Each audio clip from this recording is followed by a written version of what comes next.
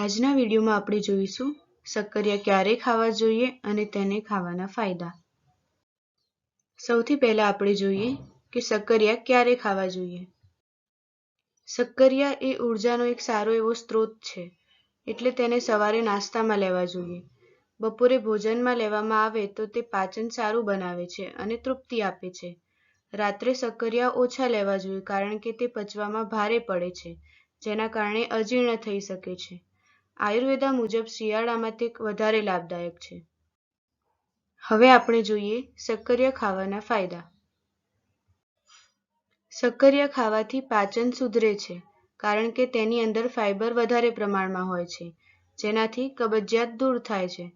શરીરને ઉર્જા આપે છે કારણ કે તેની અંદર કાર્બોહાઈડ્રેટ્સનું પ્રમાણ વધુ હોય છે। રક્તવર્ધક છે, તેની અંદર આયર્ન અને ફોલિક હોવાથી હિમોગ્લોબિનનું પ્રમાણ વધારે છે। આંખ માટે લાભદાયક છે કારણ કે વિટામિન એ આવેલું છે। ત્વચા અને વાળ માટે સારું છે। વજન વધારવા માંગતા હોય તે તમામ લોકો આ લઈ શકે છે। હૃદય માટે લાભદાયક છે અને બીપીને કંટ્રોલ રાખે છે। શક્કરિયા ખાવામાં ક્યારે ધ્યાન રાખવું જોઈએ? એની અંદર આવશે કે જે લોકોને ડાયાબિટીસ હોય તેમને મર્યાદામાં ખાવું જોઈએ। જે લોકોને વારંવાર ગેસ થતો હોય તે લોકોએ પણ મર્યાદામાં ખાવું જોઈએ। કઈ રીતે શક્કરિયાનું સેવન કરી શકાય? શક્કરિયાને ઉકાળીને અથવા તો શેકીને ખાઈ શકાય છે। શક્કરિયાની ઉપર થોડું જીરું અને સિંધવ નાખવામાં આવે તો પાચન સરળ બને છે। કફ પ્રકૃતિવાળા લોકોએ આદુ અથવા કાળા મરી સાથે લેવું જોઈએ।